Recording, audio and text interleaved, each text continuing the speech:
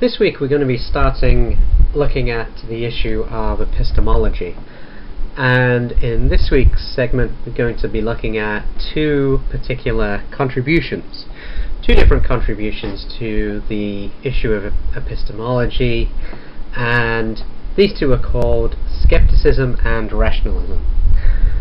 Skepticism, as the name suggests, when we're skeptical about something, we're doubting, we're saying we're not sure about something, we doubt an argument, we don't believe it. Skeptics are skeptical about our potential for knowledge, and they would go so far as to say, in fact, that we do not have knowledge of the world. Now, that doesn't mean that they deny that we can sort of credibly act and behave in certain ways, that we, for example, shouldn't trust what we see in front of us, that we should change or alter our behavior in any way. All that skeptics are saying is that what we believe about the world doesn't amount to what we would call genuine knowledge. Rationalists, on the other hand, argue that we do have genuine knowledge about the world, and they would add that the primary source of our genuine fundamental knowledge about the world comes from our intellect or our reason. That is to say that it's by our ability to think, our ability to reason, that we know the most fundamental truths about what the world is like. And we'll see when we contrast that with the view of what's called empiricism next week. Empiricism argues that sense experience, our ability to use our senses, is what gives us our primary knowledge of the world, in fact our exclusive knowledge of the world for empiricists. Rationalists argue that it depends upon our ability to reason. So these are the two ideas, theories that we're going to be looking at this week, and we're going to start by taking a look at skepticism, and in particular the idea of methodological skepticism that is developed by Descartes. Descartes, incidentally, as we'll see, is a rationalist. He believes that reason is the primary source of knowledge about reality, but he uses skepticism as a way of getting to the standpoint of rationalism. Now, we can really put skepticism in the form of an argument that we can state as follows. Skeptics argue that, number one, we can find reasons for doubting every one of our beliefs. In other words, and we'll see this with Descartes skepticism, methodological skepticism so-called as well. The idea here is that for anything we could claim our knowledge of the world, it's possible to find some grounds for doubting it. Now, some of those grounds may be implausible on an everyday basis. If we doubt that we're standing in the middle of the road and the bus is coming, there would be grave consequences if we act on those doubts and we're wrong. However, that being said, we can still say that a doubt is plausible. Not that we would sort of act upon it, but that it is plausible to think of a doubt. That whatever we think about our belief that, there's a bus coming towards us, whatever we think of our belief, of our knowledge that there's a bus coming towards us, skeptics would argue that we can always raise a doubt. For any claim that we can make about the world, we can always raise a potential doubt. And the key to that, as we'll see, is that there are always circumstances we can imagine in which we have been wrong, have been misled, have been mistaken about what our senses tell us about the world. So if we can doubt every one of our beliefs, it follows, number two, that we can doubt all of our beliefs. If we can doubt all of our beliefs, then we cannot be certain of any one of them. And again, that's the difference I want us to bear in mind. It's not that that the doubt is something that we would plausibly act upon. It's that it means we don't have absolute bedrock certainty about any of the beliefs that we claim, any of the things that we claim to know about the world. Number four, if we do not have certainty about any of our beliefs, then we do not have knowledge. So that's the strong claim about knowledge here, that for something to count as knowledge, it must be certain, it must be completely immune to any kind of doubt. Therefore, and this is simply the conclusion for skeptics, we do not have knowledge. We do not have knowledge about the world. Okay? Again, all that we're saying here is that what our beliefs amount to is not bedrock knowledge, because we can always raise a doubt, maybe not a plausible doubt, but a logically possible doubt about every single one of our beliefs. What the book calls a universal belief falsifier is a doubt that would cause us to put all of a set of beliefs in question. This may be a set of beliefs about, say, everything our senses tell us. It may be a set of beliefs about, say, mathematical knowledge, logical knowledge. It's a whole set of our beliefs about the world. A universal belief falsifier is something that causes us to doubt a complete set of beliefs. Now, the doubt must be fundamental for the beliefs in question. The idea here is that it must show that if we're wrong here, we could be wrong everywhere. Right? In other words, it's not supposed to be, a sort of blip, an isolated mistake. It just, we were looking at it in the wrong way here. We were in the wrong place. The doubt must attach itself to something really fundamental about those beliefs.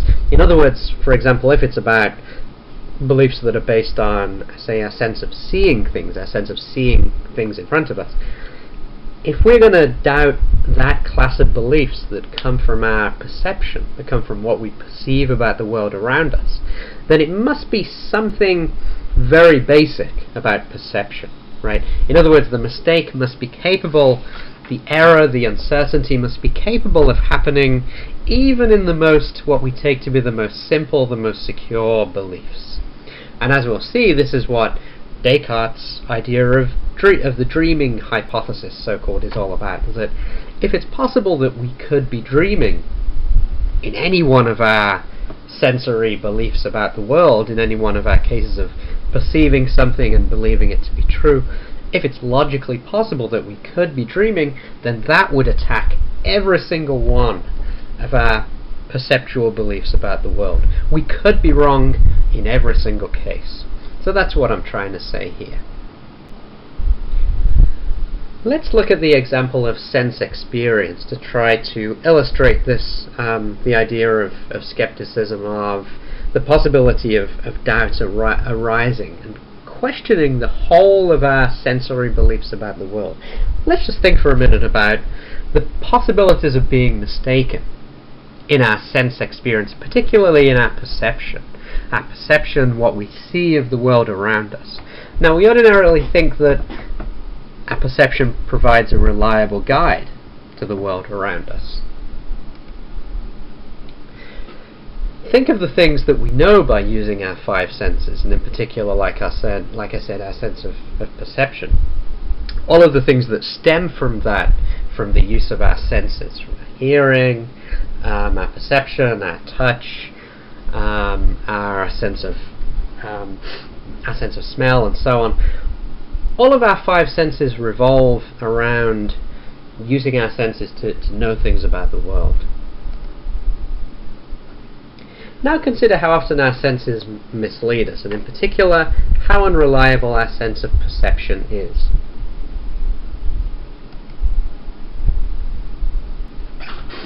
Very simple images can illustrate this to us. Looking at this image here, our senses tell us, and I think our sense of perception tells us, that the lines are slanted, that they're not straight on the page. In fact, they're perfectly straight lines. But it's the placement of the blocks, of course, that gives the illusion of sloping lines. Here our eyes mislead us. We think that we see something that is not actually there. Or perhaps the reverse of that, we don't see something that is actually there. We miss what's there because our senses are constructed a certain way. Again, if this is what we do in these cases, think of how reliable, perhaps how unreliable, our senses are in other ordinary, everyday kinds of cases. There's obviously a deer in the foreground here, but is there anything in the trees? Is there any sort of image hidden in the trees? Most of us, I think, would say yes, would see an image in the background here. But is the image really there? Is it really something that's in the picture? Or again, is it something that our sense of perception is deceiving us to place there? That we sort of fill in. We want to see something there that's not really there. And again, the idea here is that our perception is somehow unreliable. It leads us in certain ways. It creates illusions in the way that we see things. And again, these are very simple kinds of cases. But think about how these illusions arise, and whether we can ever be sure, whether we can be 100% bedrock certain that in our everyday perceptions these illusions are not taking place. Here's another and a more elaborate kind of illusion, an illusion of dimension here, of course. And think of how, when we look at this picture, we try to make sense of it, and our sense of depth, this is a two-dimensional picture, but our sense of depth tries to fill it in certain ways, tries to make it a sort of three-dimensional image. And look at the result here. It's a completely sort of contradictory picture. So perhaps here this is a case where our senses, can't really make sense. They strive to make sense of what's around them, but they really can't fill in this picture as enough to really make sense of what's taking place here. Perhaps our sense of perception has sort of reached its limit to make sense of the world. So here's the thing: do these experiences cause us to say that in the case of everything we think we know by means of our senses, there is always the possibility of doubt? That's the skeptical case, remember. In other words, is what we have always merely belief and never genuine knowledge? Do we always merely have these beliefs, but we can never be certain that what we have is really true about the world, rather than simply an illusion that we've fabricated about things, an illusion of belief that we have in our minds? Let's take a little bit more of a closer look at that, and let's ask the question, what would it mean then to have genuine knowledge? Now, typically the philosophical account of what that means turns on the idea of what's called justified true belief. Let's just think that through a little bit. It's basically three components. Firstly, of course, if we're to have a claim to possess knowledge about the world, about something, we have to have a belief about it. And that just means we have to be capable of making the statement, I believe, right? I believe that my birthday is next week, or whatever, right? We must be capable of saying, I believe something, right? I believe that the world is really spherical and not flat. So there has to be a belief. And secondly, and this I think makes sense, the belief must be true. In other words, the belief must be something that genuinely applies to the world, that is genuinely true of the world. And that just means that, obviously if the belief is false, then we don't have knowledge, right? In other words, if I believe that my birthday is next week and it's actually 2 months from now, then my belief is false, and I don't have knowledge. So both of those two are, I think very clear and obvious, and don't sort of get too lost there, because it's actually something very straightforward.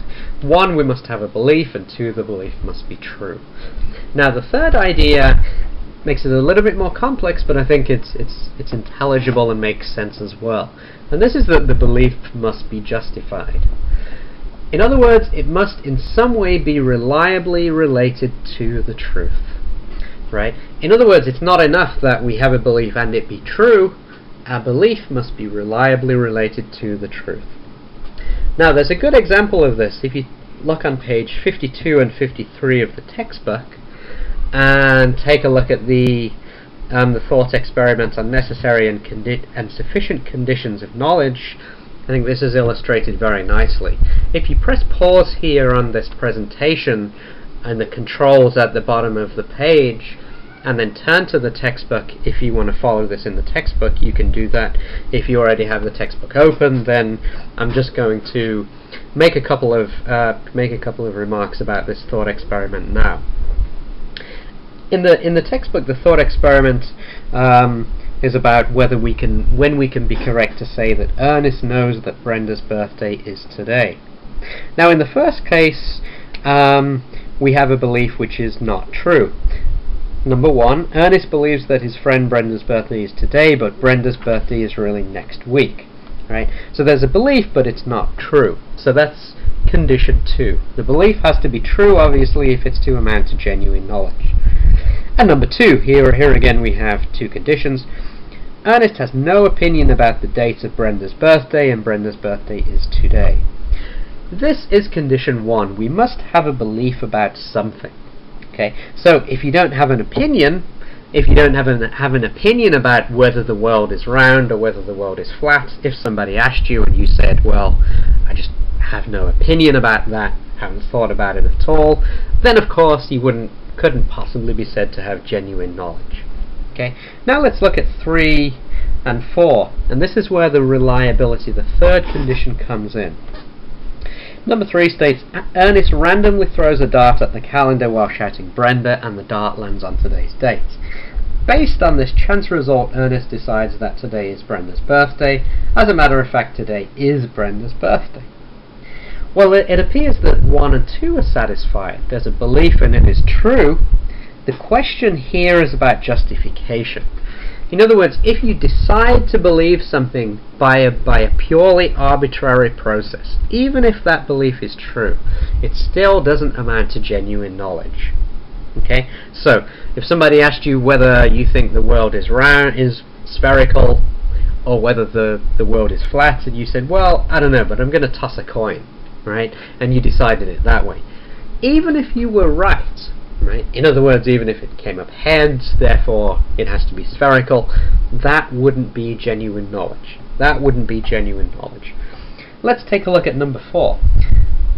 Ernest glances, again in the textbook, Ernest glances at Brenda's driver's license and notices that today is her birthday. Ernest has no reason to believe that the date on the license is inaccurate. Based on these considerations, Ernest believes that today is Brenda's birthday. D. It is true that today is Brenda's birthday. So here's the thing. Here we're not basing it on something random like tossing a coin, throwing a dart. Here we're basing it on something which is usually, although let's admit not always, reliable. Looking at somebody's driver's license. Driver's license is usually taken to be a reliable guide to somebody's date of birth. Okay? Obviously, they can be forged, it's not sort of iron cast here, but it is reliably related to it in most situations. So, that's the justifiability condition. It must be reliably related, the belief must be in some way reliably related to the fact of its being true. In other words, it must have some reliable evidence that justifies the belief that something is true. Now let's have a look at Descartes. And Descartes, although not himself a skeptic, in other words, he did not take the position that we do not have genuine knowledge, he developed what became known as methodological skepticism. Now, methodological skepticism is a way of using the process of doubting in order to arrive at certainty. In other words, the idea is that we put as much as we can in question. Everything that can logically be doubted, we put it in question in order to filter out everything that we can possibly doubt. And what we want to do is to arrive at something that is indubitable. That is to say, something that we cannot possibly doubt, something that is bedrock certain. According to Descartes, once we find that, then we can build up knowledge, genuine, certain knowledge on that basis. So skepticism is a method for arriving at certainty, and that's the way that Descartes used. Now, this is a quote from one of Descartes' letters. And it's here that Descartes distinguishes genuine knowledge and mere belief. Okay, that is what we've just been talking about. Here's what he says. I distinguish the two, genuine knowledge and mere belief, as follows. There is conviction when there remains some reason which might lead us to doubt. But knowledge is conviction based on a reason so strong that it can never be shaken by any stronger reason. So, if we're going to claim knowledge about something, it has to be that strong that it's unshakable. If there is a reason for which we might doubt something, then it's not genuine knowledge. So notice how high Descartes sets the bar for something to be genuine knowledge. Okay? Cannot merely be probable, it has to be absolutely unshakable. Right? It couldn't possibly be mistaken. Now the three stages of doubt in Descartes are intended to lead us to that point of unshakable certainty. Right? In other words, we get rid of everything that can possibly be doubted, and then finally we arrive at the point where hopefully we're left with something that is immune to any possible process of doubt. The three stages in their sort of increasing in intensity that mark the process in Descartes' meditations are firstly sense experience, secondly the dreaming hypothesis, thirdly the malicious demon. Now sense experience is straightforward, and it's simply the ideas that we talked about previously, that our senses can ordinarily deceive us. Right? We put a stick in water and what happens? It looks bent, even though we know that in reality it's not. It's a trick of the light and the way that light is refracted by water. We know that in everyday situations our senses can deceive us. They can mislead us. Okay? Now, that may be true, but still, again, we want to say, well, there may be very vivid sense experiences, some things that are so immediate, right? The object immediately before our eyes that we cannot possibly doubt that we're seeing it, right? In other words, you know, it may not be exactly as we imagine it, but perhaps we can't possibly doubt that we're seeing some sort of red object in front of us. That's where the dreaming hypothesis number 2 comes in. And here Descartes says it's not logically possible for us to distinguish between experiences we have when we're dreaming and experiences we have when we're awake. Now, again, we shouldn't think about plausibility here and say, well, you know, obviously we actually do distinguish them. It's just, you know, it's implausible to say that we're going to go around thinking we're asleep and we're dreaming. Obviously we don't. But remember, Descartes is simply asking about whether it's logically possible to doubt our sense experience. Is it logically possible to doubt our sense experience? And if it's true that when we're dreaming we imagine that we're awake, couldn't it be the reverse, that when we're awake we imagine that we're dreaming? So the dreaming hypothesis calls into question everything that we gain by our senses, every piece of knowledge that we might get by the use of our senses. Remember here, Descartes is a rationalist and is going to argue that sense experience is unreliable. Only our reason tells us the fundamental truths about the world. Now, although that's true about Descartes argues about dreaming, it rules out all sense experience. There are still things like mathematical truths and logical truths. Now this is where he introduces the sort of most radical doubt of all, the malicious demon. And he says, well, you know, even when we're dreaming, he says 2 and 2 still have to equal 4. However, it could be that there's some malicious demon deceiving us, who's constantly, you know, throwing smoke in our eyes and causing us to believe that 2 and 2 equals 4 when it's actually 5 or something else. In other words, the malicious demon can even deceive us about mathematical truths. So the point here is that even mathematics and those sort of bedrock certainties, the certainties that 2 plus 2 equals 4, those sort of bedrock certainties have to go out of the window as well. So the question here is, after this radical hypothesis of doubt, and remember it's about what is logically possible to doubt, what does that leave us with? Now, here is from the textbook. This is a slightly different translation, but it's the same as what is on page 69. Here is Descartes' description of what is left. So let's just run through this. I had the persuasion that there was absolutely nothing in the world, that there was no sky and no earth, neither minds nor bodies. Was I not, therefore, at the same time persuaded that I did not exist? Far from it. I assuredly existed since I was persuaded. But there is, I know not what being, who is possessed at once of the highest power and the deepest cunning, who is constantly employing all his ingenuity in deceiving me. Let's just remark here that this is the malicious demon that Descartes is talking about here. Doubtless then I exist, since I am deceived, and let him deceive me as long as he may, he can never bring it about that I am nothing, so long as I shall be conscious that I am something.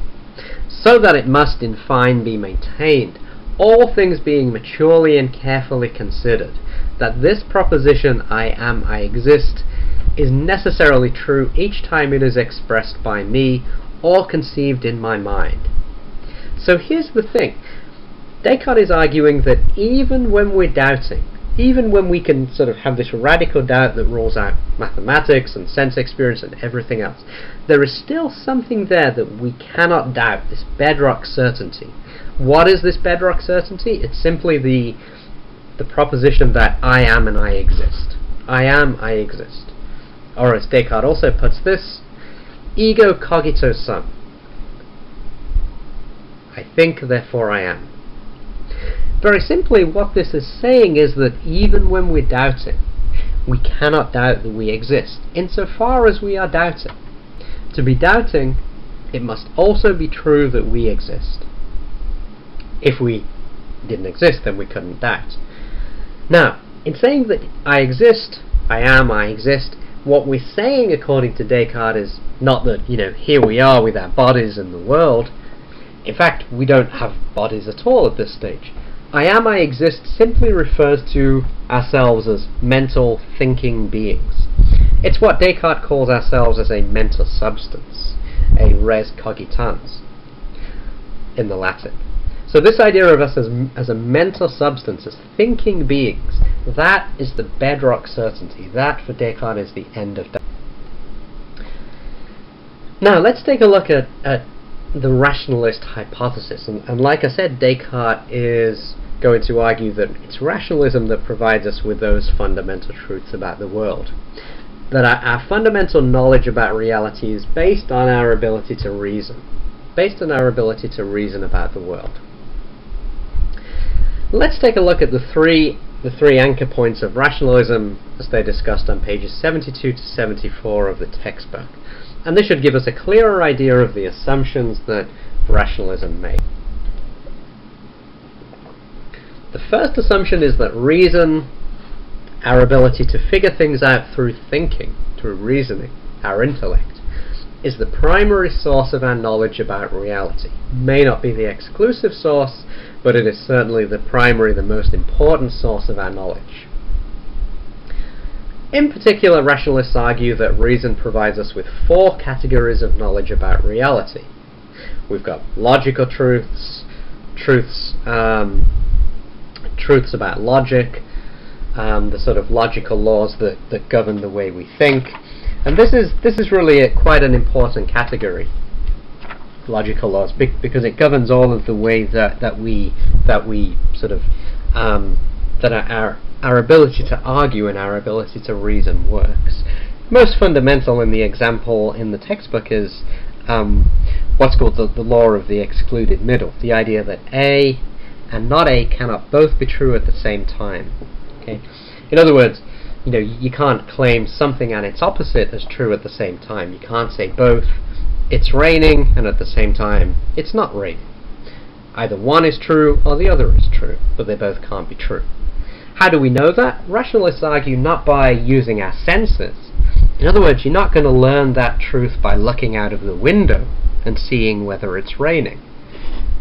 You learn that truth by just knowing the laws of logic. It's true because we can reason about it. We just know that it can't possibly be true at the same time, that it's raining and not raining. So, what makes it true is about a logical law, a logical truth that we can know through reason. And the same holds, they argue, rationalists, for the area of mathematical truths, right? Again, what makes it true that 2 plus 2 equals 4 is not that we've sort of taken four things and counted them. What makes it true is that it's simply a mathematical truth. And that means it's true always and eternally true, that 2 plus 2 equals 4, or that if x is larger than y and y is larger than x, x is larger than z. That is simply always true, right? You'll never find a case where that is not true. And how do we know it's true? This is the fundamental thing, and I'll return to this at the end. The issue is, how do we know it's true? Rationalists argue we know it's true by using our reason. We don't need any sense experience to confirm our belief that it's true. And the third area is metaphysical truth. An important principle here is every event has a cause. Right? In other words, we assume that everything that happens is caused by something else. There are no uncaused events. And the fourth one, which may be the most controversial and difficult one, is ethical principles. Some people argue that we can know some things to be true, some ethical truths to be the case, simply by reasoning. Right? In other words, that we can know, and this is something that Kant definitely argued, that we can know that it's wrong to lie simply by using our ability to reason. Right? We can know by reasoning that some things are simply wrong. That's a little bit more controversial, of course, because people, as we know, have believed very different ethical principles throughout history. And our beliefs about what's ethically right or wrong changes drastically across societies and across history. Some people, in fact, argue that those changes are not as drastic as we might imagine. On the surface, at least, however, it does look like there are very big differences among our ethical principles. So that one looks a little bit more problematic, perhaps, than the others. The second principle of rationalism is that sense experience is an unreliable and inadequate source of knowledge. Now, although we may rely on sense experiences in our daily lives, rationalists argue that it does not provide us with those universal, fundamental truths about the world. Whatever kind of beliefs we possess by our sense experience, those are not universal, fundamental truths. And in fact, those beliefs wouldn't amount to much, according to rationalists, especially rationalists like Plato, without our knowledge of the universal and fundamental truths. In saying that they're universal, we mean that they're true all over the place, that wherever they occur, they're true. It doesn't matter where they happen to occur, whether in this society, which part of the world, which time of day, they are always true. So universal fundamental truths. Fundamental because they concern the most basic things about reality. Fundamental truths, argue the rationalists, are either a priori or they are innate. A priori means prior to experience.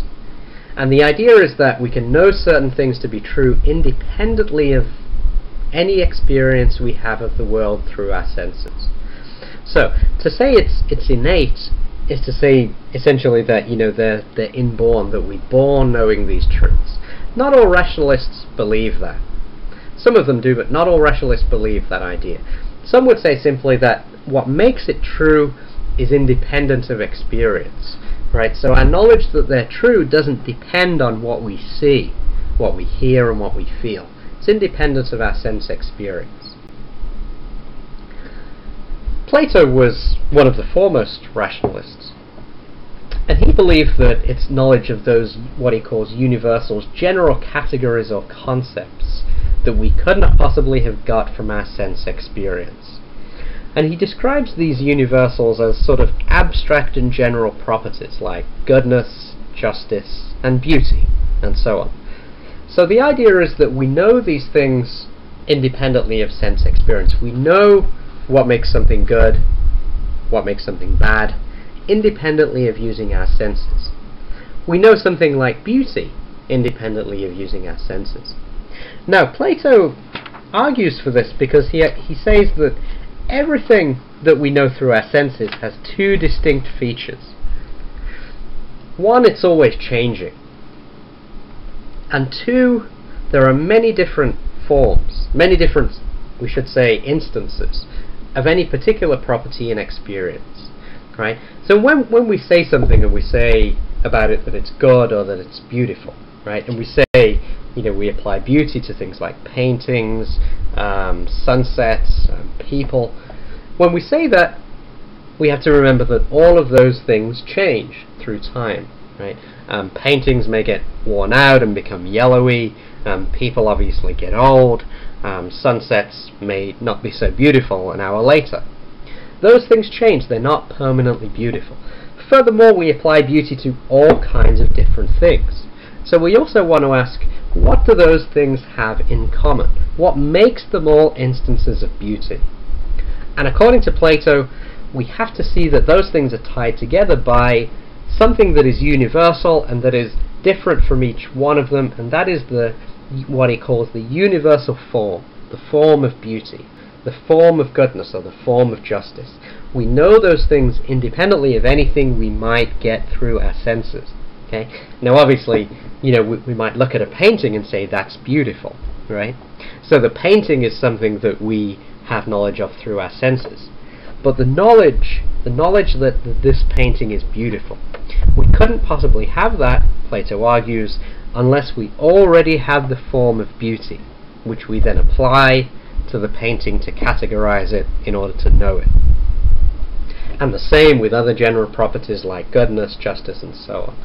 These are called universal forms for Plato. They're the non-changing, fundamental features of reality. Now, let's finish, and this chapter finishes with Descartes and his idea on God as the guarantor of knowledge about the world. And as we saw, Descartes argues that although he can be certain that he exists, like we said, that's his existence as a thinking substance, there needs to be some kind of guarantee so that we can take the next step to the knowledge of the internal world. Of the external world, sorry. In other words, the idea here is that we need to get out of our sort of minds, get out of ourselves as a thinking substance, and find something which is going to guarantee our beliefs about the world are really true of the world as it really is. There has to be a link between the two. Now, Descartes argues that if we can be certain that God exists, God can be that guarantee, since God would not deceive us about the content of our thoughts and beliefs.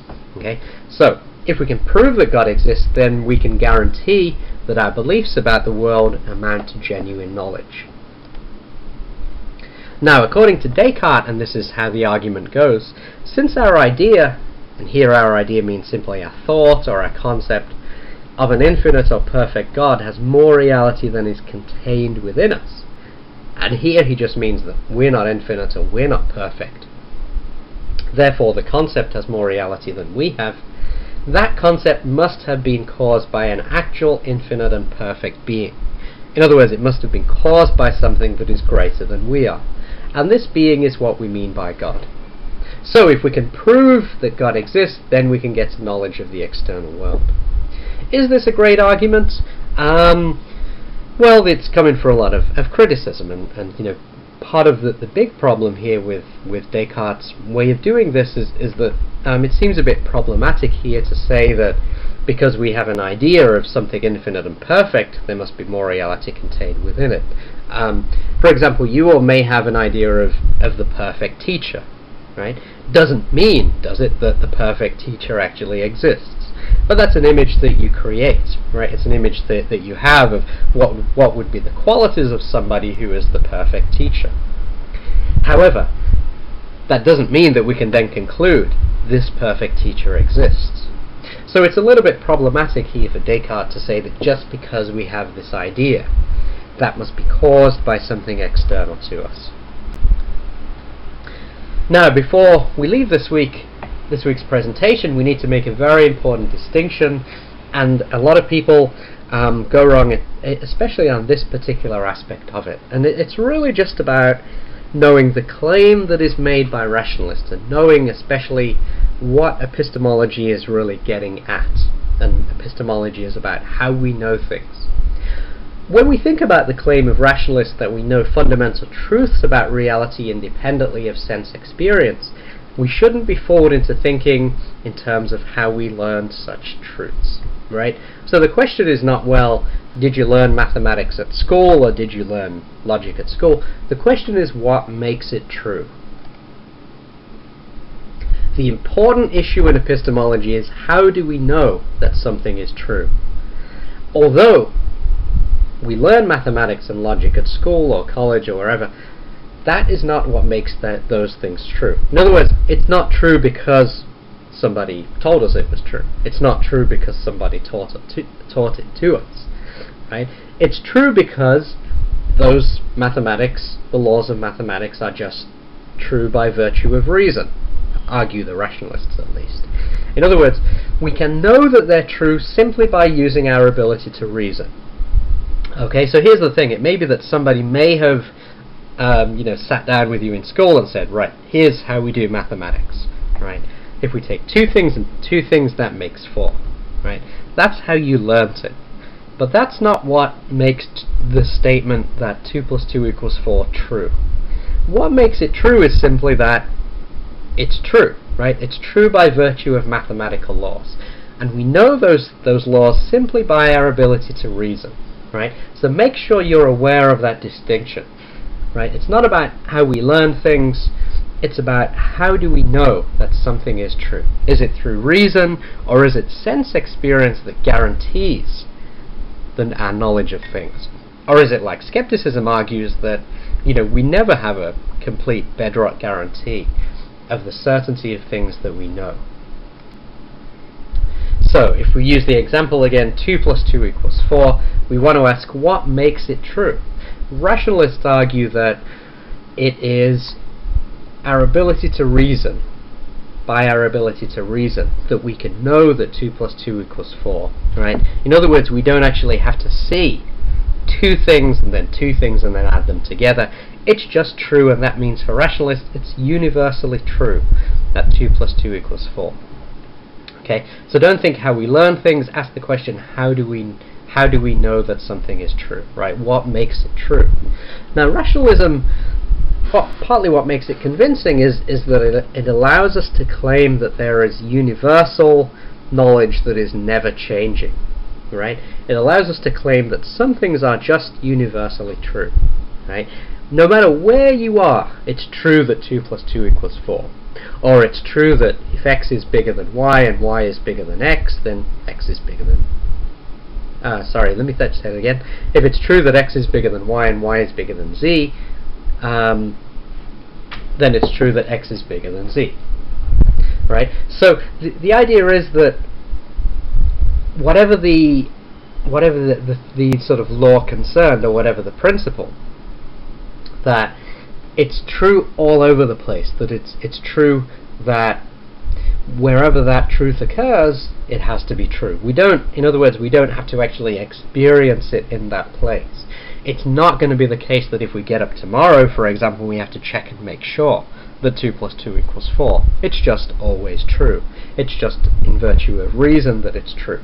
So there is a strength to rationalism in that it enables us to explain that. And as we'll see, empiricism has a much harder time explaining the idea of universal truths, things that are always and essentially true. And that's why, as we'll see, David Hume argues that if we're going to be consistent empiricists, eventually it will lead us to skepticism. Right? He argues that empiricism inevitably is going to reduce to the idea of skepticism. So we'll look at that argument next week, and we'll also take a look at Kant, Immanuel Kant, who tries to conjoin rationalism and empiricism in a very novel way.